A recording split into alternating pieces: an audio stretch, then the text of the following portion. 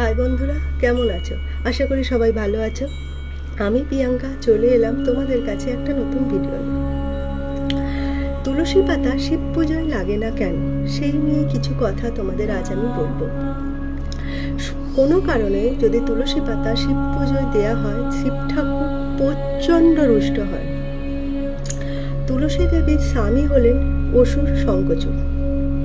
শঙ্খচূড় শিবের কাছ থেকে আশীর্বাদ এবং বর পেয়েছিলেন যে ওনাকে কোনো দেব দেবী হত্যা করতে পারবে না, একমাত্র যদি সতী তুলসীকে অপবিত্র করা যায় তবেই শঙ্খচূড়ের মৃত্যু হবে। তো এই বর পেয়ে শঙ্খচূড় দেবদেবীদের ওপর ভীষণ অত্যাচার শুরু করে। দেবদেবীরা কোনো রকমভাবে শঙ্খচূড়কে মারতে পারছেন না। সেই নিয়ে একটা আলোচনা করলেন নারায়ণ এবং অন্য দেবদেবী। তো আলোচনা করে এটাই বেরোলো যে একমাত্র সতী তুলসীকে অপবিত্র করতে হবে। তখন নারায়ণ নিজেই ছদ্মবেশে সতী তুলসীর কাছে গেলেন শঙ্খচূড়ের রূপ নিয়ে। তো শঙ্খচূড়কে দেখেই সতী তুলসী ভাবলেন আমার স্বামী এসেছেন। তো ওনার পায়ে হাত দিয়ে নমস্কার করলেন। তখনই হাত দিতেই বুঝতে পারলেন যে এটা তো আমার স্বামী না।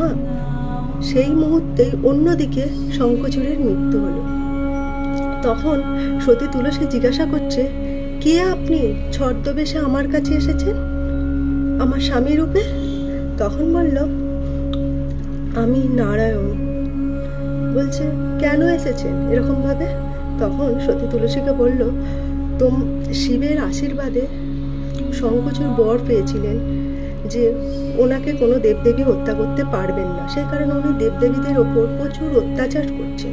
সেই কারণে আমি তোমাকে অপবিত্র করার জন্য এখানে এসেছি।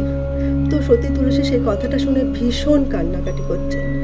তখন নারায়ণ সতী তুলসীর কাছে হাত জোর করে ক্ষমা চাইলেন এবং বললেন, আমাকে ক্ষমা করে দাও সতী তুলসী, আমার ভুল হয়ে গেছে। তখন সতী তুলসী নারায়ণকে ক্ষমা করে দিল, কিন্তু শিবকে ক্ষমা করতে পারল না, কারণ শিবের আশীর্বাদে শঙ্খচূড় বর পেয়েছিলেন। সেই কারণে সতী তুলসী শিবকে অভিশাপ দিলেন যে তোমার পুজোতে আমি যাব না। তো ওই কারণে শিব পুজোতে তুলসী পাতা লাগে না। আমাদের অনেক সময় বাজার থেকে ফুল কেনা হয়, তো দেখবে সেই ফুলের মধ্যে অনেক সময় তুলসী পাতা থাকে। তো শিবের পুজো করার আগে সেই ফুলে ভালো করে দেখে নেবে যে কোনো তুলসী পাতা তাতে আছে কিনা। যদি ভুল করে চলে যায়, এতে শিব ঠাকুর ভীষণই রুষ্ট হবেন।